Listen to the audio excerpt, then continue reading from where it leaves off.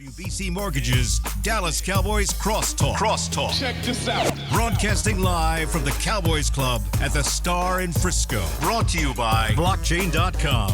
Invest like your icons with Blockchain.com. The National Medal of Honor Museum. Discover the National Medal of Honor Museum and witness real people, real stories, and real courage. All-Tech Lansing. Just listen with All-Tech Lansing, perfecting sound since 1927. And by SWBC Mortgage. Customized solutions to help you meet your personal and business goals. Visit SWBC.com. Now, your hosts, Nate Newton and Bobby Belt. It is week 2 of the 2025 NFL season, and we are live from the Cowboys Club at the Star in Frisco. Welcome to Cowboys Crosstalk on 105 through the Fan, DallasCowboys.com, and all Dallas Cowboys associated social media platforms. I'm Bobby Belt from 105 through the Fan. Tonight we've got DallasCowboys.com's Kyle Yeomans here. What's going on? As always, we have the 3-time Super Bowl champion, 6-time Pro Bowler Nate Newton with us. Yeah.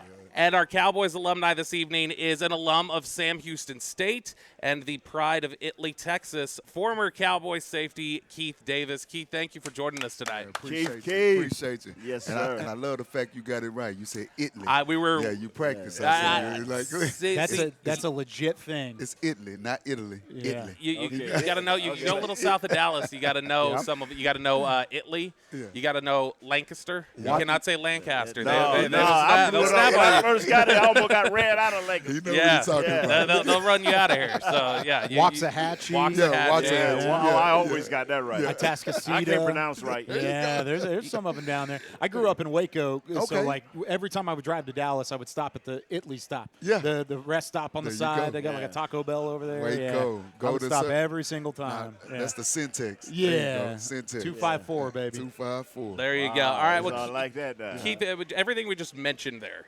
former Dallas Cowboy, Sam Houston State, Italy, Texas. We're talking about somebody who born and bred Texan through and through. I know you're still here in the Metroplex. You're now coaching high school football. When you look at your trajectory and where you got started, I know when you were at Italy, you were a big-time high school football player, but you also contributed on the basketball team. You lettered in baseball. You were a 3-sport athlete. There's a lot of discussion these days about preparing guys for the next level and preparing guys to get ready for their careers and different things like that. And there's a discussion of, do you have guys in youth sports or high school sports play multiple sports, or do you focus on one? No. Do you feel like the multiple sports was a benefit for you? Oh, it was definitely a benefit. To let you know, we were the state champions in my senior year at high school, and I was MVP of the state tournament in 1997 in Italy. And that was basketball. That was basketball. Yeah. Basketball. What position you play? I played 2 guard, Nate. I was averaging 27 a game now. Watch out now. Now I had scholarships to play. I had scholarships to play basketball. Where's you, my friend? North Texas, Texas State, Southwest Texas, a few other schools. Then go play basketball, but my heart was always on the gridiron. So I was like, nah. Football was a physical sport, so I was like, I could take out my aggression on the field. So I figured I figured I fared well, much better on the football field, and it ended up being the right decision at the end of the day. So baseball, what position? I played second base, I played catcher, and I pitched a little bit. Wow. Yeah. Those are 3 very different scenarios on a baseball diamond, especially catcher. Kyle played a little bit. I did. I played a little bit. I was a pitcher, first baseman. Okay. Yeah, Okay. a little corner infield. I didn't play, Nate. Me either. No. I quit. Yeah. Baseball. I was scared You of played football. You're fine. But Lord, Jesus, baseball is scary. I was at the Rangers game today, man. Yeah, I'm a Rangers really? fan. Yeah, okay. I'm all Texas, man. I'm all Dallas. I'm all Texas. Everything about it. I mean, I don't care if the Stars. I don't care if the Rangers. I don't care if the FC Dallas. I don't care if the Wings. I don't care if the Cap. I don't care. I follow everything Dallas. Everything's Texas. Wow. I love that.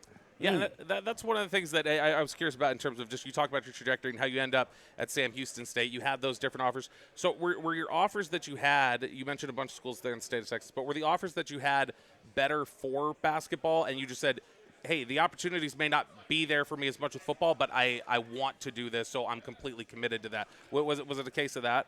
No, it was crazy how it happened, man, because, like, I was just playing the game because I love the game and I love to compete. Nobody in my family ever went to college before me, so I didn't really know what came with that.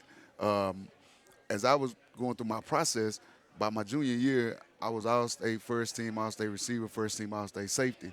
I was the only player in the state of Texas to be first team on both sides of the ball All-State. My junior and my senior year, I made that. But as the offers started to come out, I'm getting these letters from all these schools, and I'm really not like, all right, whatever. I mean, I'm not paying attention to it. I'm not thinking much about it. I'm just going with the flow. Nobody stressed to me the importance about the ACT and the SAT and all of this stuff. To it, bro. And all of this stuff. So I was just going along. I didn't take the test to my senior year. When and that's I know the feeling. Ohio State flew in to see me.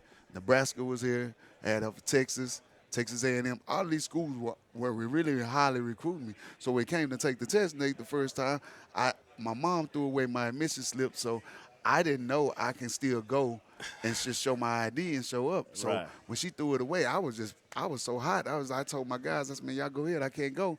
I don't even have the admission slip to go in. So that was in the fall. So I didn't take the test until January of my senior year. I didn't even make the score the first time. I took it again in February, which I made at 21 the second time, and I made, I qualified it. At that point, all of the schools that I named before you, they were like, hey, man, we can't wait. They had always passed on. Yeah. Wow. Yeah. And so that's how I ended up in Sam, and I'm grateful that I ended up in Sam Houston State. I wouldn't change my story for nothing. I mean, at the end of the day, I met some of the best people in my life, some of the best friends in my life that I still deal with today by that happening. Why did you end up – you mentioned you were first state on both sides of the ball. Why did you end up on the defensive side of the ball? Why was that the focus when you got to college? It was simple for me. I wanted to hit. I didn't want to get hit. All I wanted to do was do a hitting. And throughout my career, man, that's why most people's like, how many interceptions did I? It doesn't matter. How many people did I knock out? Look out. See, Nate could attest to it, though. Yeah. I mean, he was on the offensive side of the ball and hitting, but it's a little bit different. Yeah, man, but in high school and college, I was defense, and then they switched me over to offense. Yeah, I was rowdy too. I believe in hitting, bro. Yeah. And you could tell when Nathan when they were winning the Super Bowl, because I was there. I mean, I saw all of it. I was in high school. I was a senior. My freshman, sophomore, junior, senior year, we were winning. I mean, to the bowl, y'all. To the bowl. I'm talking about, I can remember being on top of the hood when we went in the, oh, man. I'm talking about watching them. And people don't understand. We were so dominant, offensive line and defensive line. Yeah. And that's why we were able to be so successful at Nate's time when those guys were winning. That, man, you had the Great Wall. I mean, those guys, from 2-8 to Stepnowski.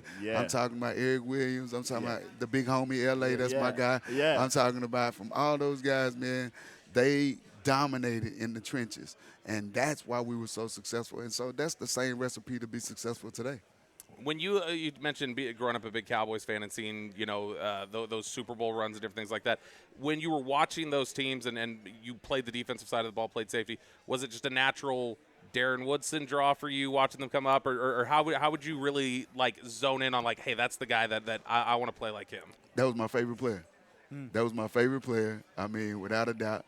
I think Darren Woodson, it's a travesty that he's not in the Hall of Fame. 100%. I'm so sick. I text him every year right when they're getting ready to go through, and we always talk because we still talk today. I was like, all right, Captain. I call him Captain. All right, Captain, this the year. They got to get it right. They got to get it right.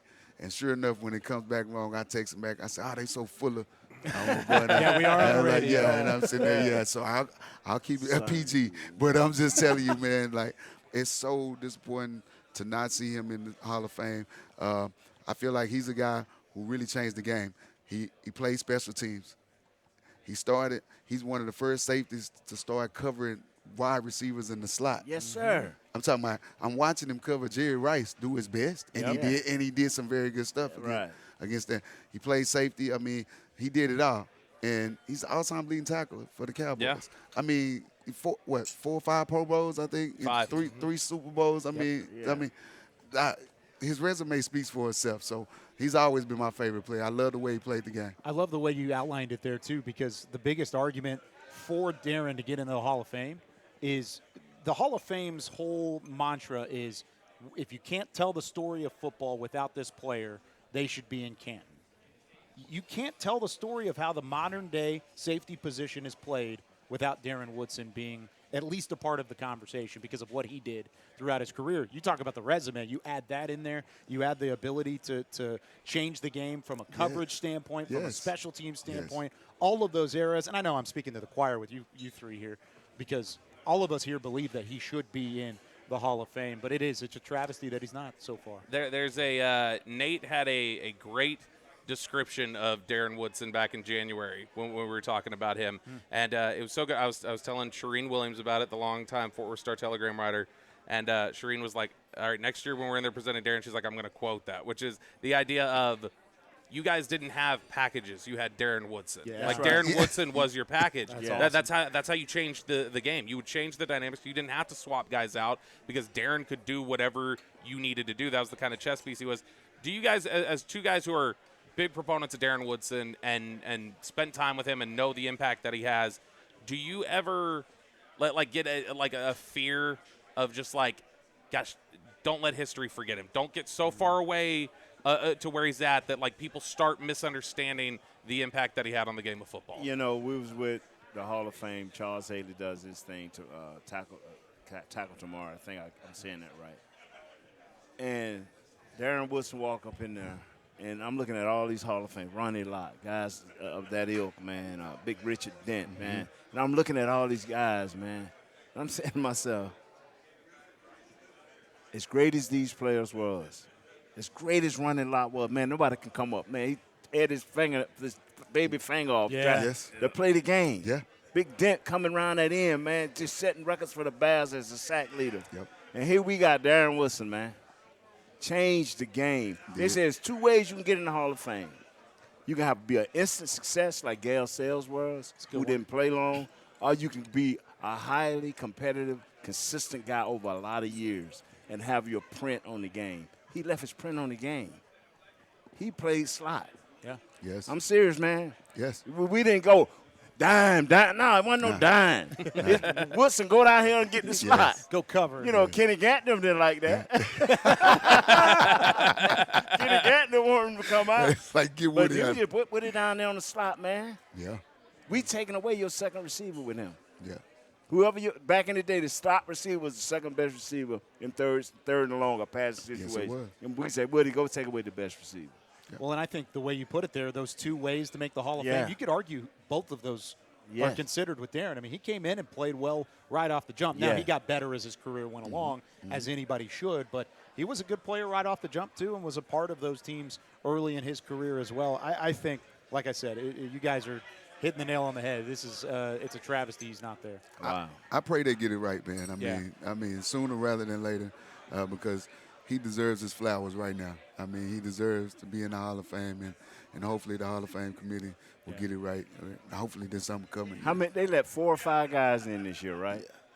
They did. It was only like 4, maybe 5. It was only like 4 or 5 guys. This year? Yeah. This year was the first year that I've seen. Yeah. Where they've gone down. Yeah, where they went down. Last couple of years, it was like Yeah. 8 or 9 Yep. guys, Yep. and then it went back down. Yeah. That's I what mean, it even should if be. you do AI, it's still going to pop Woodson up, man. Yeah. Come on, man. Yeah. I ain't finna even get into that, man. Even AI should tell you that what he deserves to be in there over Leroy Butler. Why are we talking about Allen Iverson? What are we talking about? Yeah, exactly. All right, let's take our first break here on the SWBC Cowboys Crosstalk.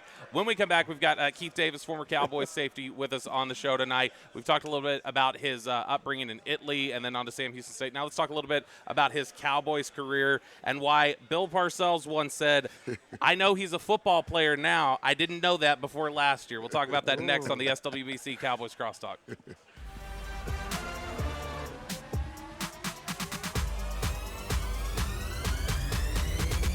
Go Cowboys!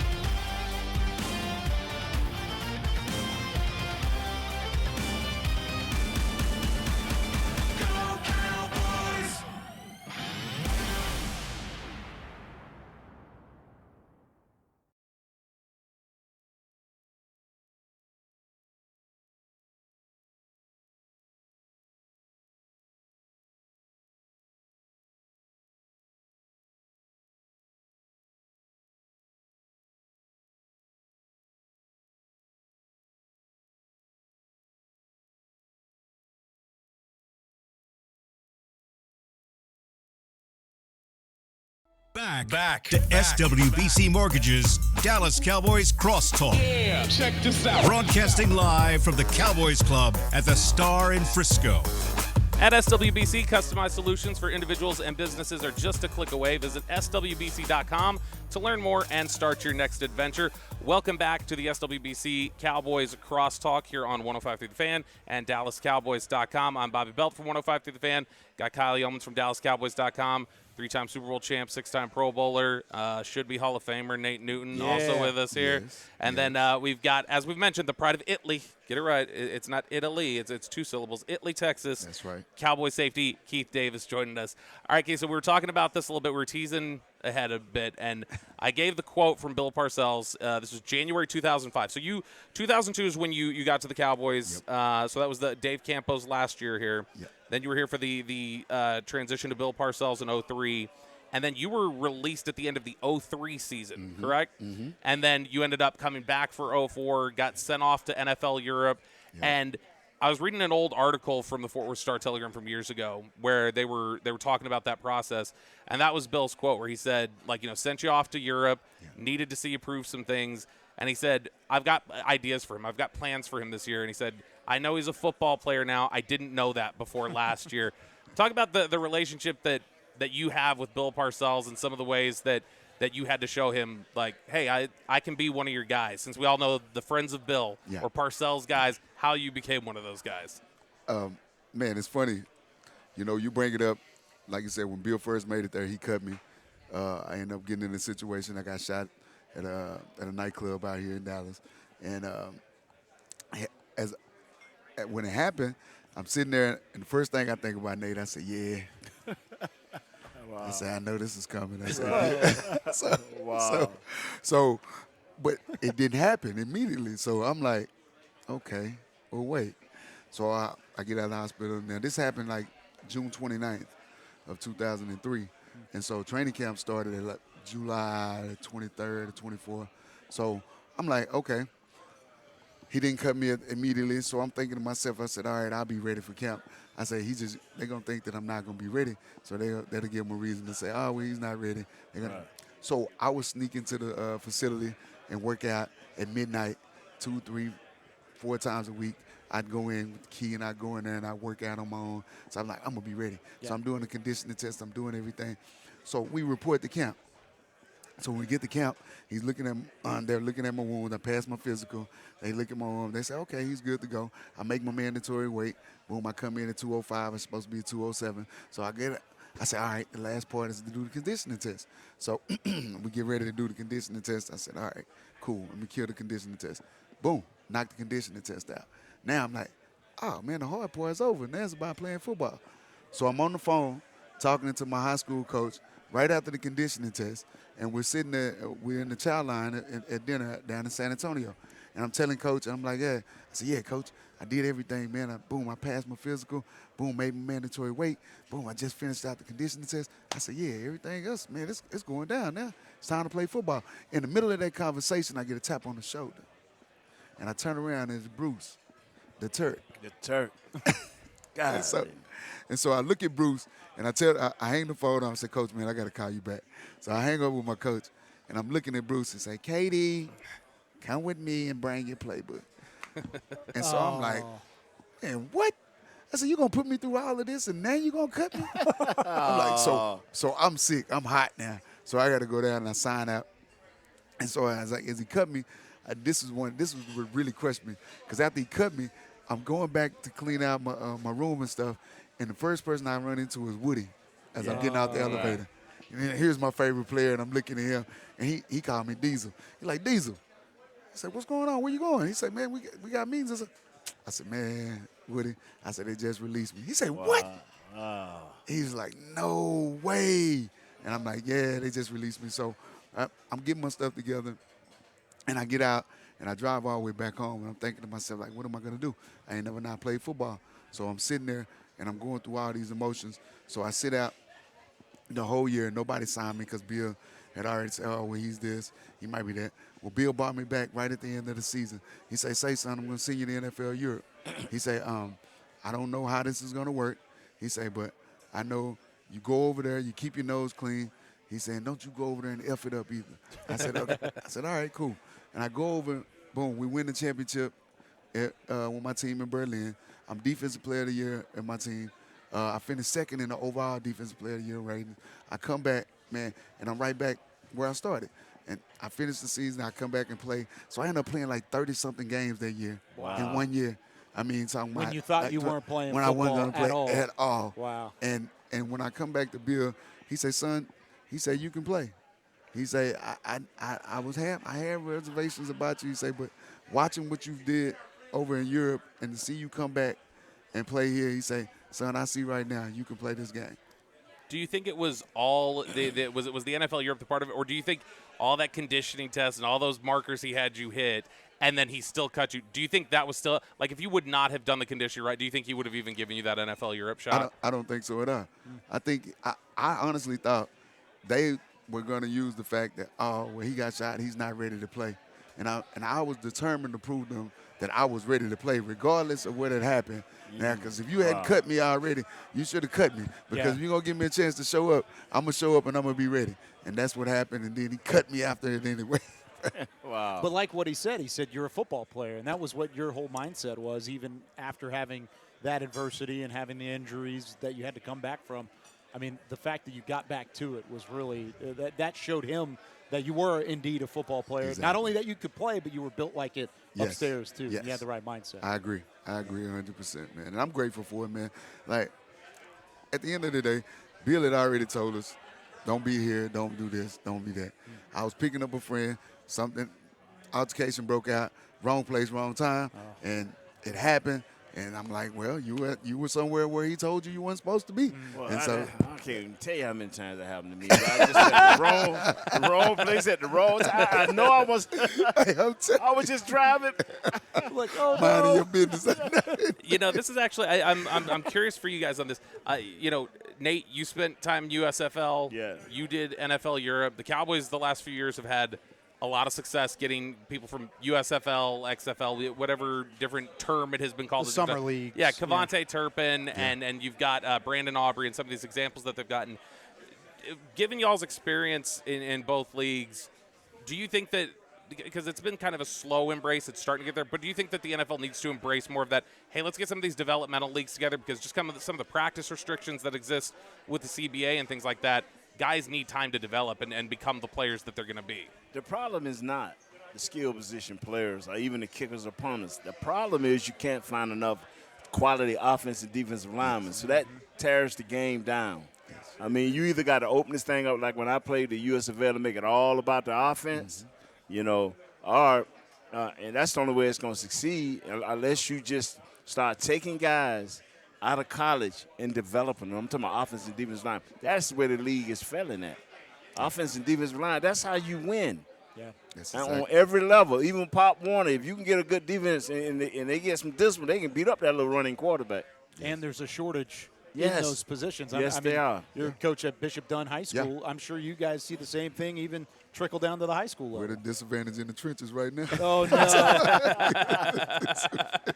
You guys at home might be listening to this. That's okay. They know we got work to do. We got work to do. Yeah, man. We're going to send them to NFL Europe.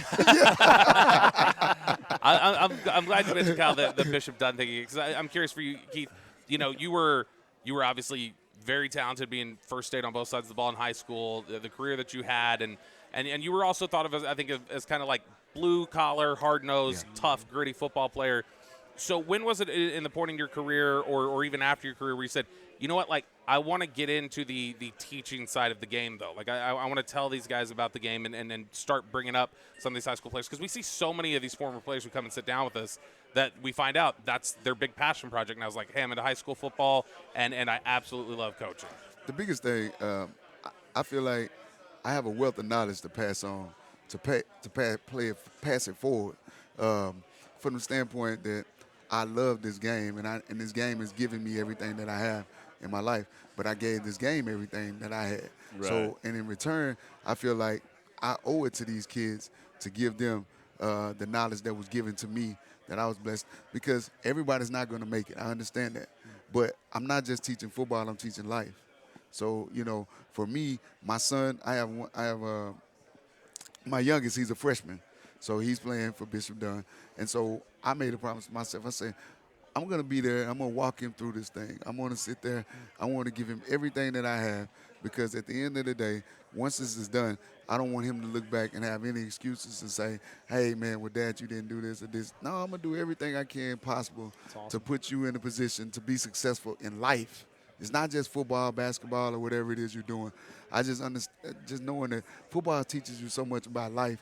Like Nate can attest to this. He knows, man, responsibility, accountability, how to work with people that you really don't like or get along with. But we all working towards one common goal, Yeah. you know, at the end of the day. So for me, I just giving back to the game, that's always been a passion of mine, and I enjoy doing what I do. And the crazy thing, I'm the middle school head coach. I'm secondary and wide receiver for the high school.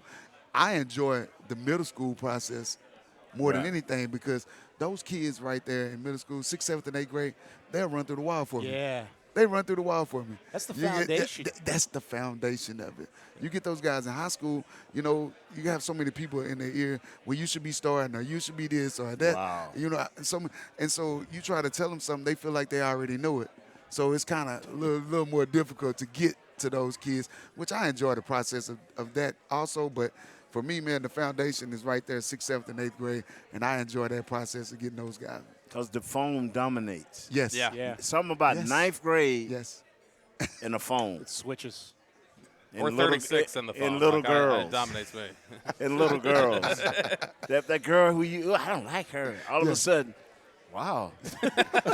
She's pretty now. I'm the starting running back. All right, let's take our second break here on the SWBC Cowboys Crosstalk. We're joined tonight by former Cowboys safety Keith Davis. When we come back, we got to talk to not only former Cowboys safety Keith Davis, but Cowboys superfan Keith Davis about what we saw in Philadelphia last Thursday, how competitive that game was. If you can take moral victories out of loss. No, I knew your answer already. No such thing, bro. We are going to talk about it when we return here on the SWBC Cowboys Crosstalk.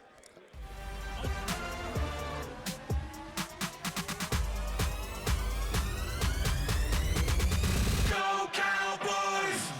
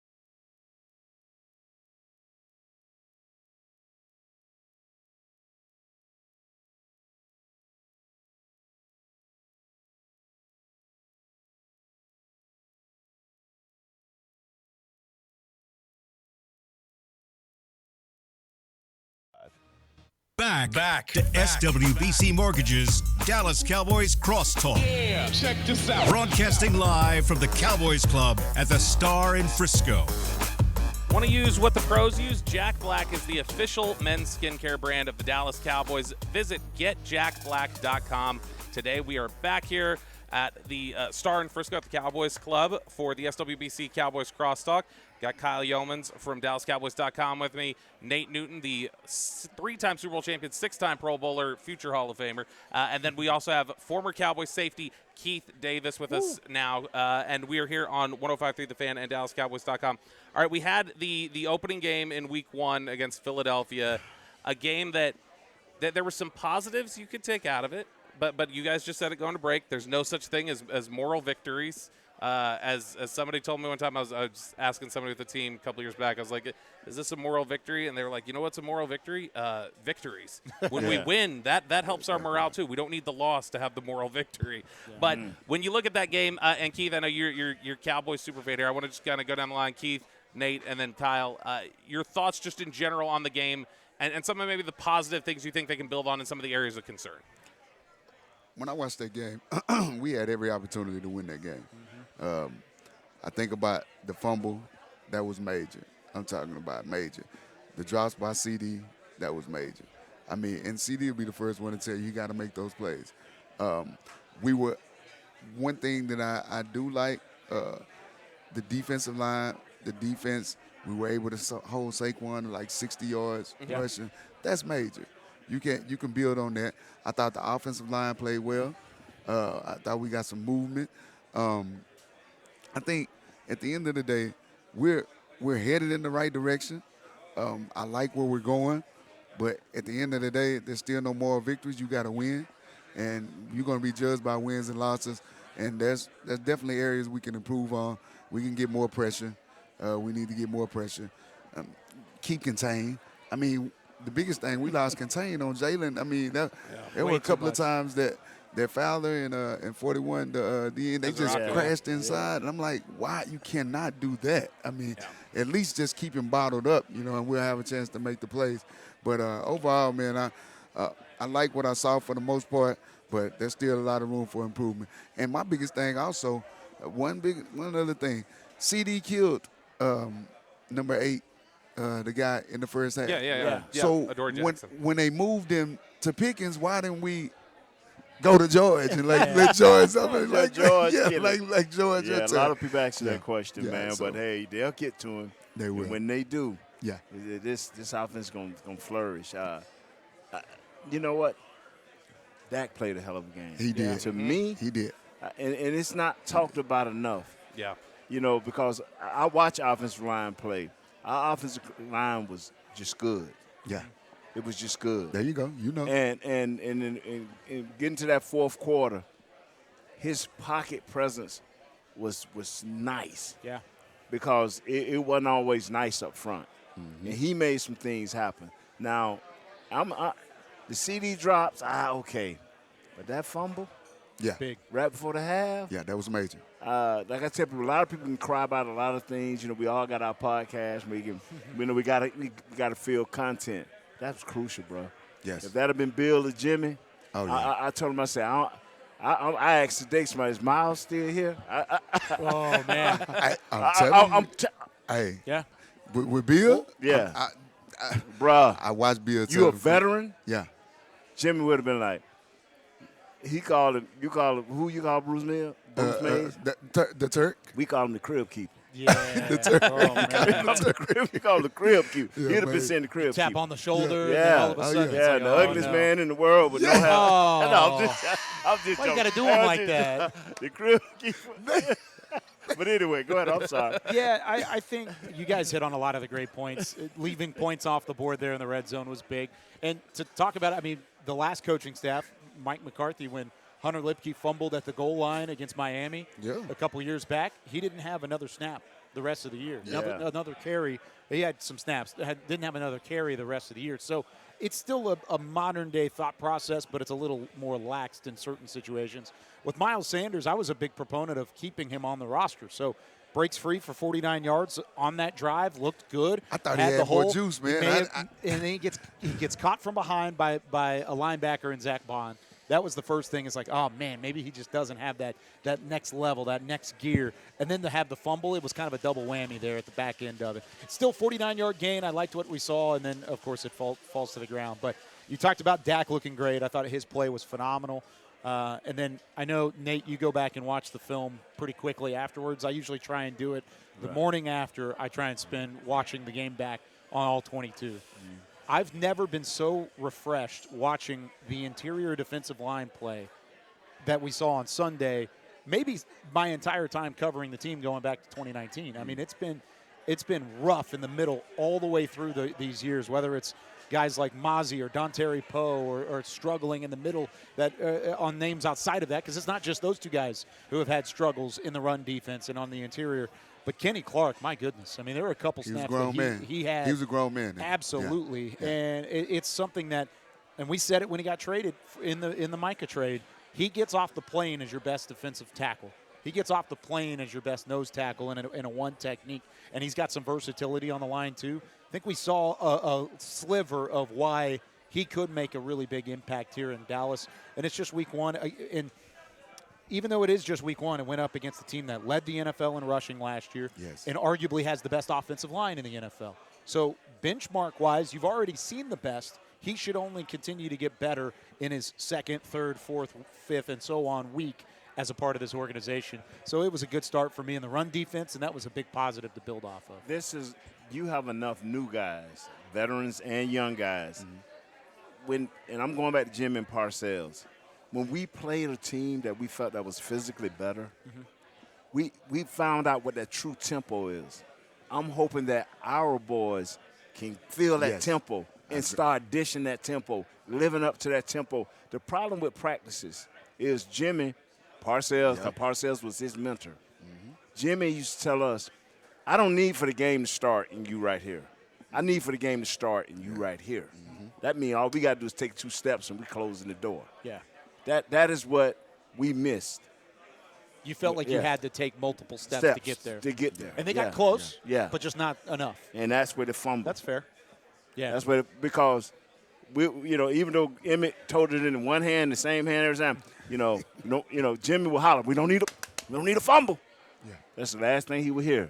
And then I jump off sides. Full start, 61 offense, 5-yard penalty. I really want to zero in on that discussion you're having there about like the gap on game day, and then practice. And because both of you, I'm curious what this means. You might be able to interpret this. There's a lot of discussion. We talked about the Miles Sanders thing. There's a lot of discussion about why is Jaden Blue not out there? A 5th-round pick, a guy that you wanted to be involved, these sort of things. And people talk about, man, he's got the speed. He's breaking away. Yeah. To be fair, I will give Miles Sanders credit. I don't know that Jaden Blue's running with the same patience to even get down. Because there was a lot of congestion, and he followed it. So but when you look at that, Brian Schottenheimer got asked why was he inactive. And he made a statement. He said, look, we need guys. He said Tyler Booker's a good example of a rookie who he's not been perfect, but he's been consistent. We know what to expect from him. This is what he does. He said, there's some guys, they're doing what they need to do on Wednesday, and then Thursday they're not. And then Friday, they're doing what they need to do. But, this isn't right. He's like, I just need to know you're the same guy every day. So when Brian Schottenheimer says something like that, cut through, and he's not generally coach speak guy, but cut through maybe some of the coach speak and just say, what does that mean in practical terms? What is somebody like a Jaden Blue doing on a Thursday that would be something that a coach would say, you're not ready to step out there on game day? You may miss a blitz. That's Dak on his back. Assignment. Yeah. I don't care if you don't run in the right hole. But I need from when that corner or that late safety blitz come off that end, I do not need you looking over to your left because that's Dak. Yeah. That right there would scare a running back and a head coach to death. Like, where was he supposed to be? And see, you don't get a second chance when your quarterback is splattered. Yeah. I mean, mistakes happen, but you don't want them mistakes. That's where Sanders is a little bit different. Yep. I mean, I cracked the joke about it, but that's where he would see that. He picked up a couple blocks. That's major. Yeah. That's major. Pass blocking and picking up those blitzes, sir. man. I mean, that is major. You have so much invested in Dak. You can't afford for Dak to be on his back because a running back went the wrong way on the blitz pickup, man. And he's like, oh, my bad. No, it's not your bad. Does that mean something to guys, do you think, when they see All right, here's a guy, Jaden Blue, who's expected. Like, people were talking about him being the starting running back potentially when they hit camp, but he's not just being handed something. Like does that mean something to guys who are fighting for active spots on game day and things like that? Like, okay, if I put in the work, I'm seeing as long as we're doing what Shoddy says to do, we will be given the opportunities, and there's not going to be anything just politically given to anybody. It's 2 or 3 times I can straight out tell you when it's been open competition and it is showing up. When Parcells first got here, he told everybody, I don't know none of y'all. Yeah. All you are jersey numbers. When Jimmy got here, and I'm thinking now is the first time in a long time, you know, you got the core players, the 4 or 5 players that are slotted in, but everybody else got to pick up the game.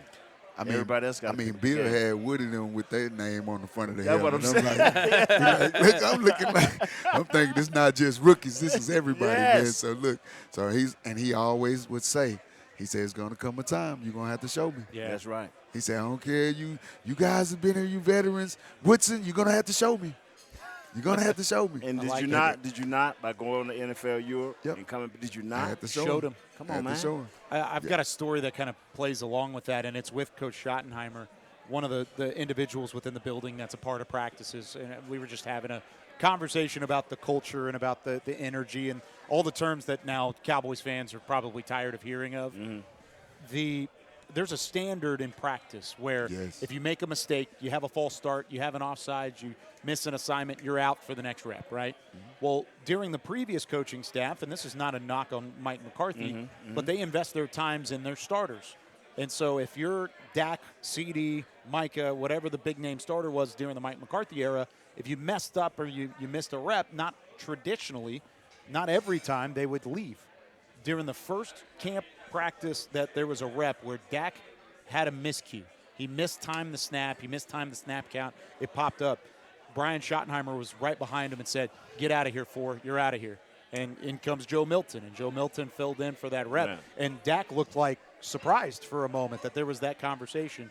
So I think there's a level of accountability there, but it's still week 1. There's a long way to go in the season. And it's going to take time for that accountability to show up on a field and show up in a bigger sense. But at least it's heading in the right direction. No, I get that, man. You always want to hold every player accountable for their own actions. Yeah. I mean, and when you see something like that happens, then it lets those other guys know that we're fighting for roster spots. It's like he's not okay. He's not giving special treatment. I got a chance. Yeah. I got a chance. And as far as go back to the Philly game, Joe Milton would have been playing anyway if I was that. As soon as he's picked, they'd have Milton when Jay. Hey, you know what? That is a great look at that. Keith Davis could be a professional broadcaster too, because that is a great tease. When we come back, we're going to take a look at the New York Giants, but I'm also going to ask you guys: have you ever been so mad you could spit? We're talking about that with Keith Davis, Nate Newton, Kyle Yeomans. I'm Bobby Belts. We'll be back here on the SWBC Cowboys Crosstalk.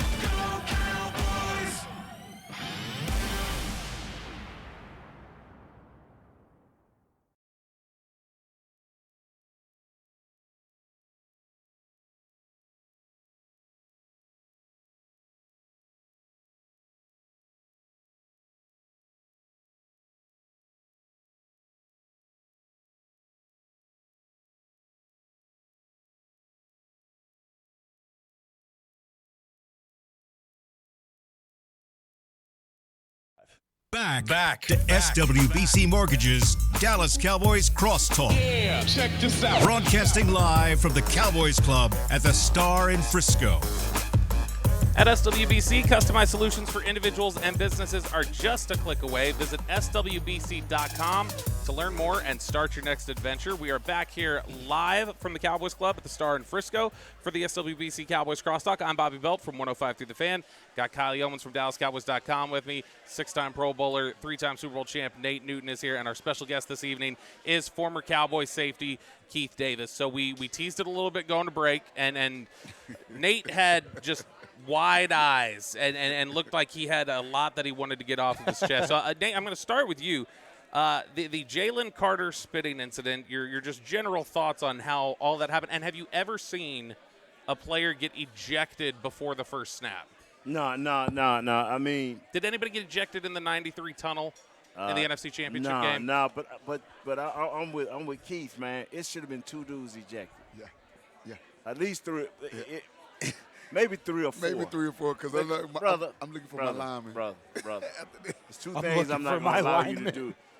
It's 2 turning things you're not around. going to do to me, man. Now, you making do one on when I got my helmet on. You making slap me with my helmet on. And I won't be as irate, you know. But if my helmet off and you slap me, we're going to take that. We're going to walk it off the field. Got to. They can bring the dude from Philadelphia, his security. I'm going to bust him up, too. And we're going to walk this off the field. Big Dom. I'm going to follow him right on to the bus till I get my hands on him. So spitting, man, I'm passing the Keith. It ain't happening to me. Man. I'm getting fined. Whatever the little $2,000 you're paying me per month, a week, I'm losing it. You can tell me, is there any chance, you guys would know, you know how loud it is on the field and different things like that, is there any chance they wouldn't have seen Jalen Carter do that? Like they didn't see it happen. They just knew something had occurred. Not in today's game. I mean, it's too many cameras. Too many cameras. No, but I mean, the guys game. In the huddle actively in that moment. Is it possible they didn't see it? It's crazy because when I look back, when I saw it on the linemen were in the huddle getting ready. Yeah. They were getting ready to do that. Dak and him were on having whatever they had going on. And then you can see Dak, he walked through. Dak spit at the ground, but when he walked through the lineman, you can see all the linemen had their backs turned just like this the whole time. So it was one of those things where it was like that was just him, and it seemed like it was something deeper to me. Yeah. Because I'm going to tell you something. See, this is, believe it or not, I don't know if it's a bad thing, but how do you fall to number 10? But that's one of the reasons he fell to the 10th spot, and the Eagles got no him. question. That's who this dude is, man. He's a switch. Yeah. I mean, 1 minute he riding with you, rolling with you. Next minute, man, he's trying to take you ride. Well, and the story we got post-game, the story we got post-game was the whole reason for the initial Dak and Jalen Carter interaction was when they walked on the field, Jalen Carter was instantly trying to get in Tyler Booker's head. And he was chirping at Tyler Booker, and Dak basically stepped in and was like, deal with me, and like started dealing with it. So on that kind of a front, is that similarly like hey, I got a captain, I got a quarterback who's going to ride with me for a guy like Tyler Booker or other guys on the offensive line when it's like, man, this rookie's walking out here on the field, he's getting trash talked by Super Bowl hero Jalen Carter, and it's your quarterback stepping up and going, you can leave this, you can talk to me if you need to talk to somebody. You know, the thing about it, man, they do it how they do it because we had Noah's talking Stu. But 9 times out of 10, regardless of who he is, as much respect as I have for Jerome Brown, you wasn't just going to, you wasn't going to talk to me any kind of way. And I'm going to give you my best that I can. Well, and wasn't there a stat out there, too, where the only sacks that Tyler Booker allowed it was to him, through college was only to Jalen Carter at Georgia. That was the only guy that had any level of success. So Dak probably, whether he knew that or not, he's going to step up for his guy, period. He always has, man. And he always will. But I think there was the fact that the cameras, you talked about having too many cameras. The cameras picked it up. Dak was spitting in the general direction. Right. And then he notices that conversation and decides to continue stepping in the middle of it. And then it ends up escalating. It's just a wild moment. I saw the switch. When they showed him, you could I don't know if it's a good thing. I can say 10 is a great place in the NFL to be chosen. Yes. 10th player pick. Yes. But he failed there. Well, and he's a great player, This was too. a top 2 pick now. Yeah. Yeah, the top 2 talent for sure. That guy was supposed to wreck shop. Now, when we just said Nate said we had guys that would talk mess, and Keith Davis is our guest here tonight. Keith, you put your hand up. So that was you. So can you remember a time of just a guy that I know you said Pup, Kevin Smith used to pull on Jerry Rice's towel and get him all. Can you remember one player in particular that used to just like get under their skin and get them out of the game? Ooh, I remember we were playing Carolina, the Panthers, and we got Steve Smith kicked out. And That's a good one. I talked to him last night. Did you? Yeah, we got Steve Smith kicked out of the game. We played. We go up to Carolina, and we doubled him the whole game.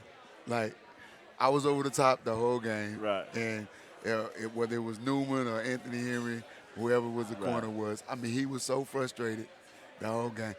And I think Newman had hit him out of bounds, and he was talking smack, and I started talking smack back to him. And I think he either bumped into the referee or he did something. Right. And the next thing you know, they was like 89's out of there. And that was the best thing that could have happened for us. I was like, look. Wow. So Steve Smith, I remember that we was up in Carolina. He only had like 2 catches at the time when that had happened, man. Wow. Man, I mean, Steve Smith, the utmost respect for that guy.